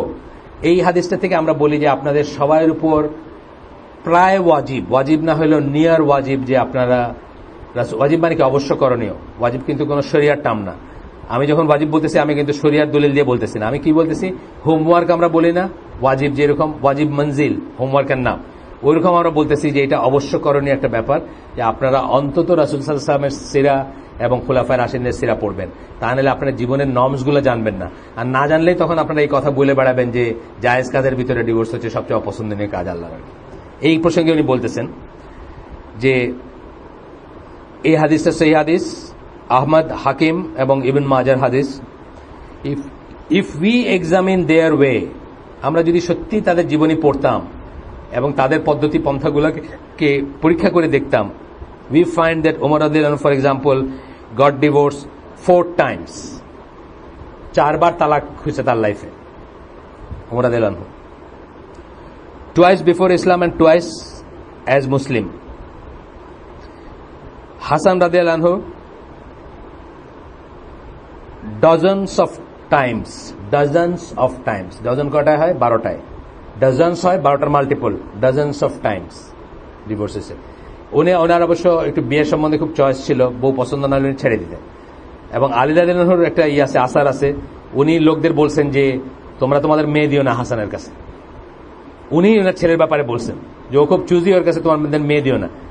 কিন্তু মানুষজন বলতো যে ওনার আদারওয়াইজ উনি এত ভালো একজন মানুষ ছিলেন যে উনি কারো হাত চাবেন আর আমরা কি করে না করি, মানে উনি খুব ভালো মানুষ ছিলেন। আসলে আপনারা জানেন তো ওনার ব্যাপারে, ওনার কিন্তু একটা গ্রেট প্রেডিকশন ওনার ব্যাপারে ছিল রাসূল সাল্লাল্লাহু আলাইহি ওয়াসাল্লামের, যে আমার এই ছেলে বলতে বোঝাইতেন নাতি আর কি, বা ওই সেন্সে তার বংশধর আর কি, দিস সান অফ মাইন আর কি, এইভাবে ছিল কথাটা। আমার এই ছেলের হাতে মুসলিম উম্মাহ একটা বিশাল বিপর্যয়ের হাত থেকে রক্ষা পাবে এবং একীভূত হবে তার অ্যাকশনের জন্য। উনি আলী রাদিয়াল্লাহু মারা যাওয়ার পরে 6 মাসের মাথায় ওনার খেলাফতের ক্লেমটা সারেন্ডার করছিলেন এবং মুআবিয়া রাদিয়াল্লাহু আনহুর হাতে বায়াত নিছিলেন বা তার বশ্যতা স্বীকার করছিলেন, যে জন্য মুসলিম উম্মাহ একটা বিশাল ফিতনা এবং গৃহযুদ্ধ, মানে হাজার হাজার মানুষ মারা গেছে যেটা ধরে সেটার থেকে বের হয়ে আসছিল, একটা সলিউশন হিসেবে আসছিল আর কি। তো উনি কিন্তু আদারওয়াইজ খুব ভালো মানুষ, ওনাকে লুচ্চা বলার বা চরিত্রহীন বলার কিন্তু কোনো স্কোপই নাই, কিন্তু উনি ডজনস অফ টাইমস ডিভোর্স করছেন, ওনার জীবনে আসছেন। রাসূল সাল্লাল্লাহু আলাইহি ওয়াসাল্লাম going to divorce one of his wife's, একবার তো এই যাদের উম্মুল মুমিনিন বলি তাদেরই ডিভোর্স করতে গেছিলেন, but she promise to give up the day, হ্যাঁ উম্মুল মুমিনিনদের একজন, but she promise to give up her days when the prophet would sleep at her house and gave them to Aisha radhiyallahu anha instead, so he agreed to stay married to her. এই যে বললাম যে কিছুটা right ছেড়ে দিয়ে আপনি থাকতে পারেন, ধরেন একজনের সাথে আপনার বনিবনা হচ্ছে না বা কোনো কারণে, তখন উনি বললেন যে আমার এই রাইটটা আমি ছেড়ে দিব। বুঝেন না ব্যাপারটা? ধরেন আপনার বাচ্চার মা, একটু আগে বললাম যেটা যে আপনার 4টা বাচ্চা আছে, আপনি ডিভোর্স করতে পারেন, ভ্যালিড রিজন আছে। ভ্যালিড রিজন মানে আমি বলতেছি যে ডিভোর্সের ছেলেদের খুব একটা বেশি রিজন লাগেও না, মানে আপনি দেখবেন না কোনো জায়গায় শরিয়াতে আছে যে এই হইলে ডিভোর্স করা যাবে, এরকম কিন্তু কোনো রিজন নেই। আপনার কাছে মনে হচ্ছে যে আপনি এর সাথে ঘর করবেন না বা করতে পারবেন না, এখন যদি আপনি অবিচার করেন এটা আল্লাহর সাথে আপনার হিসাব, অবিচার করতে পারেন, আপনি করতেই পারেন।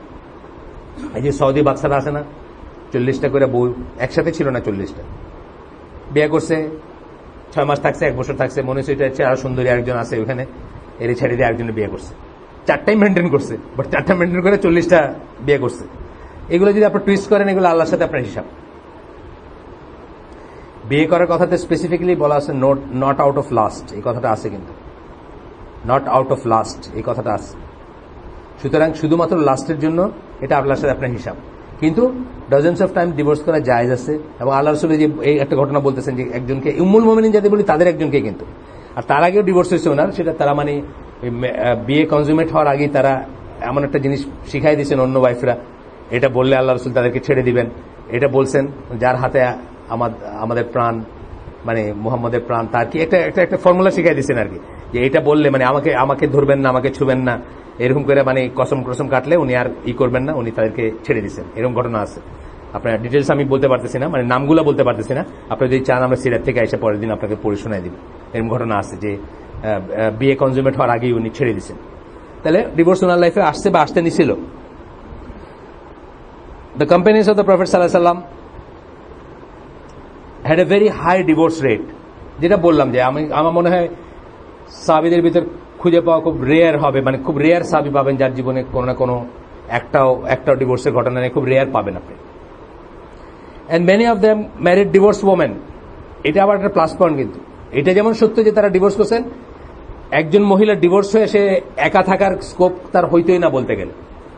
সোশ্যাল রেসপন্সিবিলিটি হিসাবে তার হাত অনেকে চাইতেন, সোশ্যাল রেসপন্সিবিলিটি তা একটা কল্পনা করতে পারেন না যে একজন মহিলা একা থাকবে, একজন মহিলা বিবাহের বাইরে থাকবে, একজন মহিলার বিবাহের বয়স হয়েছে অথচ উনি বিবাহের বাইরে থাকবেন, এটা কল্পনা করতে পারতেন না ওনারা, এবং ওই সোসাইটি কল্পনা করতো না, এটাকে কোনো প্লাস পয়েন্ট হিসেবে দেখতেন। আমাদের এসে দেখবে প্লাস পয়েন্ট হিসেবে দেখে, আরে উনি 16 বছর বয়সে বিধবা হয়ে জীবনটা একা কাটায় দিচ্ছেন। এগুলো আসছে কই থেকে? হিন্দুদের থেকে আসছে। হিন্দুরা মনে করে সে সতী সাধ্বী নারী, বুঝছেন না, আর বিয়ের দিকে তাকায় নাই, আর যে কি করতেছে এটা তো হিসাব কেউ জানে না, বুঝছেন না। মানে হিন্দুদের নিজেদের লিটারেচারে দেখবেন যে কত লিটারেচার আমি পড়ছি, যে মানে ভালো ভালো গল্পকার, এই যে সমাজ বসু, নেহারঞ্জন গুপ্ত বা এই ধরনের লোকদের কত ক্যারেক্টার এরকম দেখবেন যে যেহেতু ছোটবেলায় বিধবা হয়েছে তারপরে সব আকাম কুকাম করে বেড়াইতেছে, যেহেতু আর বিয়ে করতে পারবে না। তো বলতেছেন যে দে ডিড নট জাজ women or the man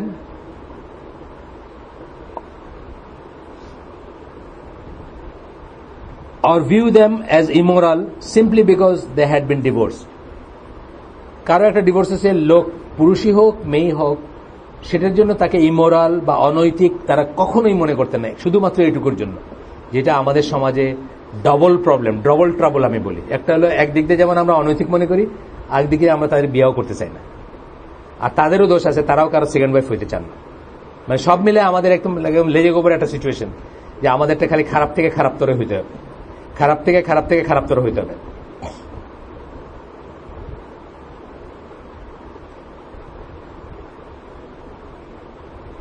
they realized that people sometimes got divorced because their personalities were no longer compatible and the marriage was not working out. এটা এমনও হইতে পারে দুইজনে কারো দোষ নাই, জাস্ট দ্য পার্সোনালিটিস যেগুলো, ব্যক্তিত্বটা কম্প্যাটেবল না, এটা হয় না? কারো দোষ নাই, আপনি কোনো দোষ নাই। অনেক অনেক গল্প শুনবেন যে তারা দুইজন এত ভালো মানুষ যে দুইজনই দুইজনের সার্কেলে, মানে ছেলেটা তার ফ্রেন্ড সার্কেলে, মেয়েটা তার ফ্রেন্ড সার্কেলে একেবারে আদর্শ, কিন্তু দুইজন যখন এক ঘরে থাকে তখন কুড়াল লড়াই, যেটা বললাম, আর মোরগের লড়াই শুরু হয়ে যায়, কক ফাইট। দুইজন এক ঘরে থাকলেই এটা হইতে পারে, পার্সোনালিটি ক্লাশ হইতে পারে। একজন মার্গারেট থ্যাচার যে ছিল, তার হাজবেন্ড যদি ধরেন রোনাল্ড রেগান মার্কা হইতো, তাদের সংসার টিকতো না? টিকতো না। মার্গারেট থ্যাচারের হাজবেন্ড মাইনেই নিছে যে সে মার্গারেট থ্যাচার হবে, আর আমি মিস্টার মার্গারেট থ্যাচার হয়ে বাকি জীবনটা কাটাই দিই, সুতরাং তারা কম্পেটেবল হয়েছে, তাই না? এখন ধরেন রোনাল্ড রেগান খুব মিলিটেন্ট ছিল, বলে আর প্রেসিডেন্টদের ভিতর খুব মিলিটেন্ট একজন, তার বিরুদ্ধে যদি তার মতো হয়তো সংসার টিকতো না। তো এটা হয় যে অনেক সময় কোনো দোষ নাই দুজনের, দুইজনই খুব ভালো, বাট পার্সোনালিটি ক্লাসের জন্য না টিকতে পারে, হইতেই পারে। তখন বলতেছি এটাকে তারা কখনোই খারাপভাবে দেখতেন না বা খারাপই করতেন না। This was the way of the companions and the সুন্না অফ দ্য রাইটলি গাইডেড খালিফস, মানে খুলাফায়ে রাশিদিনের সুন্না এবং সাহাবীদের পথ ছিল এইটা। If the marriage works, the couple should stay together, if not they should try to resolve the problems, but if they are unable to do, then they may marry other people. এটি স্বাভাবিক। প্রথমে তো চেষ্টা করা হয়েছে, ইসলামে বলছি না আমরা এর আগে পড়ে গেছি কি চেষ্টা করবেন। দুই সাইডের মুরব্বী নিয়ে বসবেন। প্রথমে মুসলিম ইসের যদি কোনো লিডার থাকে, ধরেন আমি বলছি যে মাইনরিটি কমিউনিটি যেখানে থাকে, ইংল্যান্ডে, আমেরিকায় অথবা ইভেন বাংলাদেশেও যদি আসে, যাদের ভিতর মুরব্বী মানার আছে, তারা গিয়ে মুরব্বীদের কাছে বলবে যে আমাদের একটা সমস্যা হচ্ছে, তারা চেষ্টা করবেন এই করতে। একদম না হইলে কি কোরআনের কথা মতো দুই সাইডের থেকে দুইজন আরবিট্রেটর নেবেন, তারপরেও যদি কিছু না হয় ডিভোর্স হবে, তখন এটি স্বাভাবিক, এটাই হওয়ার কথা। তো বলতেছেন যে যদি না হয় তাহলে তারা যেন অন্যদেরকে বিয়ে করতে পারেন। মহিলারও রাইট আছে অন্যদেরকে বিয়ে করার, ছেলেরও রাইট আছে অন্যদেরকে বিয়ে করার। কি শেষ হয়ে গেছে নাকি? আচ্ছা, এগুলোর দাম কত? এটা শান্তিনগরের জন্য আমাদের এটা কেনা দরকার, বলুন। 5.5। শান্তিনগরে হয় কি, আমি তো 14 দিনে একদিন যাই, হঠাৎ দিন খেয়াল করলাম যে ওই ছেলেটা আসে নাই, মনির। তো এটা আর কি মানুষে এমনি ব্যক্তিগতভাবে রেকর্ড করছে। এগুলো আসলে অনেক সময় মানুষের ফলো আপ চায়। যেমন ইসলামের ক্রস রোড যে 7টা, ওই 7টা কিন্তু শান্তিনগরের সম্পদ। আমাদের এখানে তো আমরা ওইভাবে ওইগুলো প্রিজার্ভ করি নাই। তো এই জন্য আমি ভাবতেছিলাম যে একটা কিনবো নাকি, অথবা এটা। হ্যাঁ, এখানগুলো আছে। হ্যাঁ, শান্তিনগরটা পরে হয়েছে না, যে কোনো জিনিস তো এক্সপিরিয়েন্স হইতেছে, প্রশ্ন আসতেছে, সাজেশন আসতেছে, তারপরে গুছানো হইতেছে। এটা ইনশাল্লাহ বই হিসাবে করার ইচ্ছা আছে আমার। 6টাই তো লেখাই আছে, ব্লগের ছিল, ক্রান্তিলগ্ন ইসলাম এই নামে। এই 6টার সাথে ধরেন আরো 4টা যোগ করলেই বোধহয় বইয়ের পুরো বইটা কভার করে যাবে। ইনশাল্লাহ আমার ইচ্ছা আছে এটাই করে, এটা খুব খুব প্রয়োজনীয়। আমি তখন অনেকে এটা ফার্স্ট শুনতে দেই বা ফার্স্ট পড়তে দেই, যখন মানুষ এই যে তাইলে কেমনে, তো ইংলিশ মিডিয়াম না কেন, তো স্যুটটাই পড়লে একটু অসুবিধা কি, তো আপনার এ লেভেল ও লেভেল দিলে একটু সমস্যা কি, ইংলিশ ভালো জানলে তো খারাপ কিছু না, বুঝছেন না? হ্যাঁ, স্ট্রেঞ্জার অ্যাট আওয়ার হোমস, এটা তো ছোট জিনিস, এটা বই বানানো কষ্ট আছে। ও আচ্ছা আচ্ছা, হিসাবে তো এখন এইগুলো আমরা প্রথমে এখন শুনতে দিই। মানে তাইলে কেমনেটা যেন একটু, মানে মানুষের একটা কথা আছে, তাইলে বাঁচবো কেমনে। আমার ওয়াইফকে এক ডাক্তার নিয়ে বলছেন, উনি হিজাব করেন, নেগাব করেন, ওই রেইনবো হার্ট বা এরকম কোনো জায়গায় বসতেন। উনি বলছেন আচ্ছা বলেন তো, মানে আমার ওয়াইফের সাথে আমার ছেলের ওয়াইফকে নিয়ে গেছিল কোনো কাজে আর কি। তো উনি এসে আমার ওয়াইফকে দেখে মনে হয়েছে যে এনারা একটু কথা বলা যাচ্ছে, বলেন তো দেখি আমাদের ধর্মের সব খালি না না না কেন, যেদিকে তাকে খালি না। এটা লাগবে আপনি যখন আপনি ভেতরে যাবেন না একটা জিনিসের, উপর থেকে দেখবেন, তখনই আপনার মনে হবে না না না। এই না না না কেন, এটার পেছনে এই কি 250 বছর 200 বছরে আমরা আমাদের মেন্টাল গোলামির থেকে বাইর হয়ে আসতে পারি নাই, যেহেতু আমরা তাদের শিক্ষা ব্যবস্থার ভিতরে আছি, যেহেতু আমরা তাদের সিস্টেম, বাংলা মিডিয়াম পড়লেও তাদের সিস্টেমে আছি, আর ইংলিশ মিডিয়াম পড়লে তো তাদের সিস্টেম এবং কালচারের ভিতরে আছে। 250 বছরে কোনো হেডওয়ে হয় নাই, আগামী 500 বছরেও হবে না। কারণ আমি প্রায়ই বলি যে আপনার যে শত্রু, আপনি যদি তার মতো হওয়ার স্বপ্ন দেখেন, আপনি কোনোদিন তার সাথে যুদ্ধ করতে পারবেন? ধরেন আপনি আপনার ঘরে আপনি মাইক টাইসনের বিশাল পোস্টার লাগিয়ে রাখছেন, আপনি মানে চুলটাও এরকম ছোট করে কাটেন যাতে আপনার দেখতে মাইক টাইসন লাগে, আপনি কোনোদিন মাইক টাইসনের সাথে যুদ্ধে পারবেন? মুষ্টিযুদ্ধে কোনোদিন পারবেন? আপনি আগেই তো হাই রয়েছেন, আগেই আপনি তার গোলাম। তা আপনি মুসলিম শরীরে কাফেরের ব্রেন নিয়ে ঘুরে বেড়াইতেছে। শরীরটা মুসলিম, হার্ডওয়্যার মুসলিম, টুপি আছে, দাড়ি আছে, প্যান্ট আছে, পায়জামা আছে, তারপরে কইতেছেন ইসলামের সাথে সাথে একটু ইংলিশে ডিবেট করা শিখলে তো ভালো হয়, জাকির নায়কের মতো হইতে পারবে। আপনার মাইন্ডটা হচ্ছে কাফেরের, মানে কাফেরের জিনিসগুলোরে আপনি মনে করতেছেন যে ওগুলো সুপিরিয়র, ইংলিশে কথা বললে সুপিরিয়র। আরবি বলতেছেন না, কিন্তু আপনি কিন্তু আরবি বলতেছেন না, আপনি চিন্তা করছেন যে 2 নৌকা অন্তত খোলা থাকবে। আরবির সাথে একটু ওইটা করলে তো ভিক্ষা করে খাবে না, কি ভিক্ষা করে না খায় কি করবে, চ্যাটাং চ্যাটাং ইংলিশ বলে যে চাকরি পাওয়া যায় ওইগুলো করে খাবে। আপনি তো আল্লাহ যে রাজদাগিরা ভুলে গেছেন বহু আগে, 200 বছর আগে ভুলে গেছেন, যেদিন থেকে তাদের গোলাম হয়েছেন। এই জিনিসগুলো তাদেরকে বোঝানোর জন্য আমি মনে করি ইসলামের দ্য ক্রসরোডস একটা খুব ভালোই, বিকজ এটা আসলে তো একজন পশ্চিমা, একজন ইউরোপিয়ান এবং একজন এক্স কাফেরের লেখা। এই জন্য হয়তো তারা একটু বেশি কনভিন্স হবেন, আমার মতো জাহিল মানুষ বলার চেয়ে ওনার বলাতে একটু বেশি বুঝবেন হয়তো জিনিসটা। এই জন্য এইটা আমরা এখন প্রথম দিয়ে থাকি। অনেকেই আমাদের স্কুলটা কে লিগে আমরা আর একটু এটা করি না। কালকে না পরশু শুনলাম একজন আসছিলেন এখানে, স্কুল পছন্দ হয়েছে কিন্তু এর মতো জাকজমক নাই, এই জন্য উনি বাচ্চা দিবেন না। তো উনি আমাদের এখানে এসে ঘুরে বললেন যে জাকজমকটা নাই, এই জন্য উনি দিতে পারলেন না। আর সব ঠিক আছে, উনি অ্যাকনোলেজ করতেছেন আর। যাই হোক, এখন বলতেছেন ইফ গেল, when it comes to marriage we need to return to the understanding of the first 3 generations. বিয়ের ব্যাপার যখন আসবে, বিয়ের ব্যাপার না সব ব্যাপারে, আমাদের বাচ্চাদের, আমাদের 2 থেকে নিয়ে 6 এর বাচ্চাদের নিয়ে আমি গতকাল আর গত বৃহস্পতিবার মানে কালকে এবং তার আগের সপ্তাহে মানে বিষয়টাই ছিল, আমি একটা হালাকা করি তাদের নিয়ে, বাচ্চাদের নিয়ে বসি বৃহস্পতিবার এক্সট্রা কারিকুলার হিসাবে, এই 1 ঘন্টার মতো বসি। তাদেরকে আমরা এটাই দিলাম যে দিন কাদের কাছ থেকে নিব, আমরা তাদেরকে এইটাই পড়াইলাম, তাদের ল্যাঙ্গুয়েজে, ছোটদের ল্যাঙ্গুয়েজ যতটুকু তারা বুঝবে, যে দিন আমাদের আহলে সুন্নাত জামার আকীদা মতে দিন বা ইসলামকে সবচেয়ে ভালো বুঝতেন প্রথম 3 জেনারেশন, যাদের কথা আল্লাহ রাসূল সাল্লাল্লাহু আলাইহি ওয়াসাল্লাম বলছেন best is my generation, then is next, then is next, সহিহ হাদিসে বলে গেছেন। তাহলে দিন তারাই সবচেয়ে ভালো বুঝতেন, কারণ আল্লাহ রাসূল সার্টিফাই করে গেছেন তারা হচ্ছে ইসলামের মুসলিমদের বেস্ট প্রজন্ম। তাদেরকে আমরা কি বলি, সালাফ বলি। তাদের কাছ থেকে আমরা দিনকে নিব এবং বিয়ের আন্ডারস্ট্যান্ডিংটা ওইখান থেকে নিব, কারণ বিয়ে কি হাফ অফ দিন না? বিয়ে তো আমাদের হাফ অফ দিন, এই হাদিস তো ঠিক জানেন না? বিয়ে যদি হাফ অফ দিন হইতে সে হাফ কোথা থেকে নিব?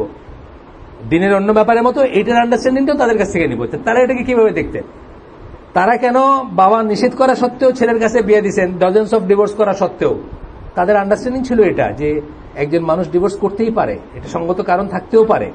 এবং হাসান রাদিয়াল্লাহু আনহু এত ভালো একজন মানুষ, উনি কারো উপর জুলুম করতে পারেন না, সুতরাং তার কাছে আমরা মেয়ে বিয়ে দিই। আলী রাদিয়াল্লাহু আনহু বলতেছেন যে আমার এই ছেলের কাছে তোমরা মেয়ে বিয়ে দিও না, এর পছন্দ খুব ডিফিকাল্ট, ওর কারো পছন্দ হয় না। বাপরা বলতেছেন উনি চাইবেন আর আমরা কিভাবে না করবো। এটা আমি হিস্ট্রির বইতে পড়ছি, আমরা এই যে উত্তরায় যেটা পড়ছি ওটাতে ছিল।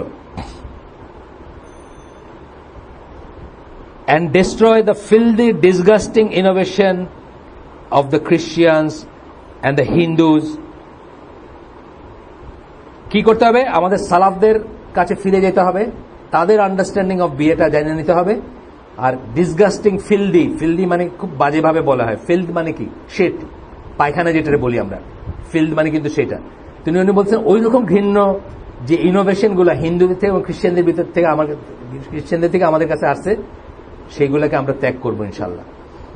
এই ওয়েডিং রিং না হইলে বিয়া হবে না, ওই এটা না হইলে বিয়া হবে না, এইখানে না হইলে, বললাম না, এই সেন্টার না হইলে, এই চিনি পান না হইলে, এই শাড়ি না হইলে, এই গয়না না হইলে বিয়া হবে না, এগুলো থেকে আমরা বাইর হয়ে আসবো ইনশাআল্লাহ।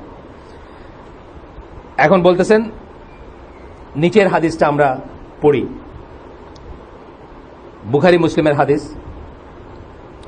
আল্লাহ, এটা খুব ফেমাস হাদিস, সবাই জানেন, তারপরে আমরা পড়ি কারণ মনে থাকে না অনেক সময়। এটাই শেষ, এই হাদিস পড়েই শেষ। আচ্ছা, যাই হোক, ওই তোমরা তোমাদের আগে যারা আসছিল তাদের পথ অনুসরণ করবে, সবাই জানেন এটা। Handspan by handspan, arm's length by arm's length, মানে বিগত করে এবং হাত মাপে বলতেছেন আর কি। ওরা 1 বিগত গেলে তোমরা 1 বিগত যাবা, ওরা 1 হাত গেলে তোমরা 1 হাত যাবা, তোমাদের আগে যারা আসছিল তাদের পিছনে পিছনে যাবা। To the extent that if they were to enter a lizard hole, এমন ভাবে তোমরা তাদেরকে ফলো করবা, তারা যদি এটা সাপের গর্তে বা ওই সরীসৃপের গর্তে ঢুকে, then you would likewise follow them, তোমরাও সেই গর্তে ঢুকবা। ঠিক যেটা আজকে আমরা, আমাদের পোকেমন, আমাদের ডোরেমন, আমাদের স্পাইডারম্যান, আমাদের কি শ্রেয়া ঘোষাল, আমাদের রবীন্দ্রসঙ্গীত, আমাদের ব্রায়ান অ্যাডামস, বুঝছেন না, এই সব হয়েছে কিউবিট বা কিউবিট, হ্যান্ডস্প্যান বাই হ্যান্ডস্প্যান তাদেরকে ফলো করতে গিয়া। আমাদের অ্যান্ড্রয়েডের ভিতরে অ্যাপস, আমাদের সবকিছু, তাই না, আমাদের পর্নোগ্রাফি, আমাদের সিরিয়াল, ইন্ডিয়ান সিরিয়াল, সেখান থেকে বউয়ে কি করে শাশুড়িরে বিষ দিবে বা আচার খাওয়ায়া পিছলা বানায়া। আমি শুনছি একটা এপিসোডে ছিল ফ্লোর পিছলা বানায় রাখছে যাতে শাশুড়িতে বুড়া মানুষ পড়ে যাতে কোমরটা ভাঙে এবং তারপরে যেন তার পিছনে না লাগতে পারে। মানে এগুলো শিখে শিখে আমরা যে অ্যাপ্লিকেশন করতেছি এখন বাসায় বাসায়। আমারই খুব ক্লোজ দিনী ভাই আছেন, তার 80 বৎসরের কাছের বাবা ফ্যামিলির প্রবলেম সলভ করেন ইন্ডিয়ান সিরিয়ালের আলোকে। বলেনি উনি যে অমুক সিরিয়ালে দেখছিলা যে এইভাবে বউয়ের সাথে শাশুড়ির লাগার পরে এই জিনিস, আমরা এটা এইভাবে সলিউশন করবো, এইভাবে বলেন। আর সেই দিনী ভাই এসে আমাকে বলেন যে আমার আব্বা এইভাবে সলিউশন করতে চায়। ইন্ডিয়ান সিরিয়ালের আলোকে মুসলমান বাংলাদেশের বাঙালি ফ্যামিলির সমস্যার সমাধান হচ্ছে এখন। আর কি সাস বি কবি বহুথি, কয় হাজার এপিসোডের জানি একটা সিরিয়াল, এটা এখনো চলে কিনা আমি জানি না। মানে এটা আমরা যখন 2001-এর আগের সিরিয়াল, এটা এখনো চলে কিনা আমি জানি না। এটা একটা ছিল আর কি, যে শাশুড়িও কখনো বউ ছিল, এটা বলে আর কি ইন্ডিয়ান স্টাইলে সব প্রবলেমই করা। আর মাশাল্লাহ নজবিল্লা যে ওইটার পদ্ধতিরা এখন বাংলাদেশি নাটক, সিনেমা এবং বই, গল্প, এমনকি গসিপের উপজীব্য হয়ে গেছে এখন পরকীয়ার। আমাদেরই এক খুব ক্লোজ ভাই, তার ডিভোর্স হয়ে গেছে তার ওয়াইফের সাথে। তো তার ওয়াইফের সাথে ডিভোর্সের পর্বটা যখন চলতেছে, তখন সেই ওয়াইফের ফ্রেন্ড তাকে বুঝাইছেন যে আচ্ছা ভাই, আপনারা যে বাইরে যান, আপনারা কোথায় কি করেন, আমরা কি অত খোঁজ নেই না তো? আমাদের যদি ফেসবুকে 2-4টা সাইড লাইনে ফ্রেন্ড থাকে, এত কষ্ট কেন আপনাদের, এত মাইন্ড করার কি আছে? মানে এটা ছিল একটা ডিভোর্সের কি পয়েন্ট আর কি। এটাকে নিয়ে ঝগড়া কেন্দ্র করে ডিভোর্স হয়ে যাচ্ছিল, তখন বলতেছিলেন। তো এইগুলা হচ্ছে handspan by handspan, cubit by cubit. আগুনের জ্বালা নিবেন, আলো নিবেন কিন্তু জ্বালা নিবেন না, ফুলের ওই গন্ধ নিবেন কিন্তু কাটা নিবেন না, পশ্চিমা সভ্যতার এনলাইটেন্ড হইবেন কিন্তু ওইটার এফেক্টগুলো নিবেন না, এটাকে হইতে পারে নাকি? ইংলিশ মিডিয়ামে বাচ্চা পড়াইবেন, শেক্সপিয়ার পড়বে, তারপরে পড়বে কি বলে ওই যে ক্রিশ্চিয়ানারসিটি। একদিন দেখি আমার এক ফ্রেন্ডের এতটুক মেয়ে, এটি একটু বড়, আমি আর তার বাপ ইন্টারনেট ইউজ করবে জানে না, মানে নতুন নিচ্ছে একটা লাইন, অনেক বড় লোক মানুষ, বাট ওইসব ইন্টারনেট কোনোদিন ইউজ করে নাই, ওই ইসের জন্য নিচ্ছে, ওই যে ওই নিজে সাইড লাইনে একটা ব্যবসা করবে ইমেলের জন্য, দেখার জন্য নিচ্ছে। তো মেয়েটা এসে পাশে দাঁড়াচ্ছে, আমি জিজ্ঞেস করলাম তোমার কিছু দরকার আছে? বলে না, আব্বার শেষ হলে আমি একটু ব্রাউজ করবো। মানে আমি তো স্কলার থেকে পড়ে, যাই হোক, আমি প্রথমে খুব একটা বাড়ি খাইছি। তো সে না, টিচার বলছে এটা ব্রাউজ করে বাইর করতে হবে। কি বাইর করতে হবে? একজন কবির জীবনী। কবির নাম কি? ক্রিশ্চিয়ানারসিটি। ইনি ইটালিয়ান কবি, কিন্তু এমনিতে তার জীবনী পাওয়া যাবে না, ইন্টারনেটে পাওয়া যাবে। তো ক্রিশ্চিয়ানারসিটি শিখাইবেন, আর সে 2-1টা প্রেম করবে না, ফেসবুকে 2-4টা লাইক থাকবে না, 2-4টা ছবি দিবে না, এটা কি হইতে পারে নাকি? আপনি যেটা করবেন, as you sow you reap, ইংরেজি কথা আমরা জানি, প্রবাদ বাক্য, যেভাবে যে বীজ বপন করবেন সেই অনুপাতে আপনার গাছ হবে। সুতরাং আমি একটা জিনিস বুঝি যে গত 250-300 বছর ধরে আমরা কোনো হেডওয়ে করতে পারি নাই। ওয়ান অফ দ্য রিজনস হচ্ছে আমরা কুফফারদের ধ্যান ধারণা থেকে বাইরে আসতে পারি নাই। আমাদের মুসলিম শরীর হার্ডওয়্যার, মুসলমানের বিশাল বিশাল জব্বা পইরা, এখানে সবাই জব্বা টুপি পরে আসছে, আমরা সবাই দাঁড়িয়ে আছি অলমোস্ট, কিন্তু আমাদের ব্রেনটা কাফেরের কাছে বন্দুক দেওয়া আছে, ওইটা ছুটাইতে হবে আগে। রাসূল সাল্লাল্লাহু আলাইহি ওয়াসাল্লাম কি বললেন? বলার পরে বললেন, লোকেরা বলল, মানে আমরা বললাম, সাহাবীরা জিজ্ঞেস করলাম, হে রাসূলুল্লাহ, তারা কারা? আপনি কি ইহুদি খ্রিস্টানদের কথা বলতেছেন? রাসূল সাল্লাল্লাহু আলাইহি ওয়াসাল্লাম বললেন, আর কারা? আজকে আমরা সেই ইহুদি খ্রিস্টানদের পেছনেই আমাদের সমস্ত কিছু ব্যয় করতেছি। জাকজমক নাই দেখা সবাই অলমোস্ট এই স্কুলের সাথে যারা জড়িত আছেন সবাই গাইডের পয়সা দিয়ে স্কুলটাকে চালাইতেছেন। 70,000 টাকা স্কুলের সাবসিডি পার মান্থ। এই স্কুলের কথা আমি বলতেছিলাম যে এইটা কোনো ইকোনমিক গ্রুপের স্কুল না, মধ্যবিত্তের স্কুল না, উচ্চ মধ্যবিত্তের স্কুল না, নিম্নবিত্তের স্কুল না, এক্সিকিউটিভ স্কুল না, গুলশান বনানী স্কুল না। এটার একটা কমন ফ্যাক্টর হচ্ছে এটা ইসলামের কমন ফ্যাক্টর স্কুল, যেখানে আমাদের একজন ড্রাইভারের বাচ্চা যেভাবে পড়ে, গ্রামীণ ফোনের একজন 2 লাখ টাকা 2.5 লাখ টাকা বেতনভোগ কর্মচারীর ছেলেও একইভাবে পড়ে। তাদের দুইজনের কমন ফ্যাক্টর হচ্ছে সহিহ আকীদার মানুষ, তারা আহলুস সুন্নাহ ওয়াল জামার অনুসারী। এই কমন ফ্যাক্টরে স্কুলটা চলে, অথচ এই স্কুলটা আমার পছন্দ হয় নাই কেন?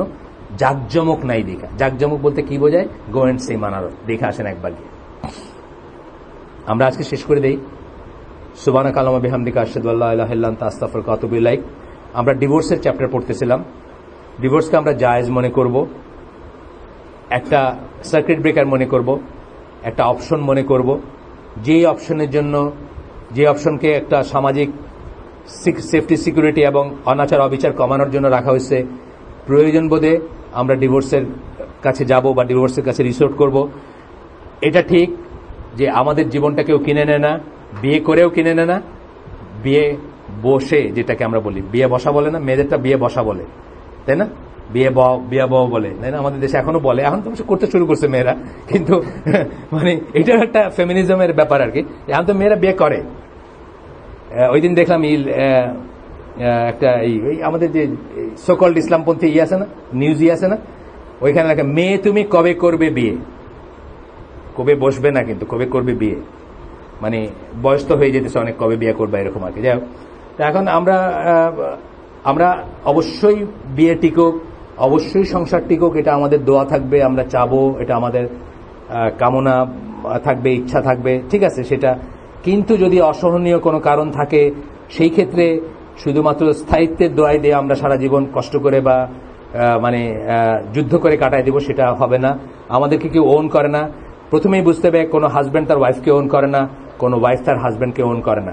এই জিনিসটা যদি আমরা মনে, ইভেন বাচ্চা আমরা ওন করি না, আমাদের বাচ্চা আমরা ওন করি না, আমাদের বাড়ি আমরা ওন করি না, আমাদের ঘর আমরা ওন করি না। এই পৃথিবীতে আল্লাহ যত নিয়ামত আমাদেরকে দিচ্ছেন, সবকিছু আমরা লিমিটেড টাইমের জন্য আমাদের জিম্মায় দিচ্ছেন আল্লাহ। এক একটা লিমিট এক এক রকম, এক একটা লিমিট এক এক রকম। বউয়ের লিমিট হচ্ছে বউ মারা যাওয়া পর্যন্ত অথবা ডিভোর্স হওয়া পর্যন্ত সে আমার বউ, হাজব্যান্ড মারা যাওয়া পর্যন্ত অথবা ডিভোর্স হওয়া পর্যন্ত সে আমার হাজব্যান্ড। কিন্তু আমি তাকে কিনে নিয়ে নেই, সে আমাকে কিনে নেয়নি। বুঝতে হবে এটা। আবারও আসসালামু আলাইকুম ওয়া রাহমাতুল্লাহি ওয়া বারাকাতুহু।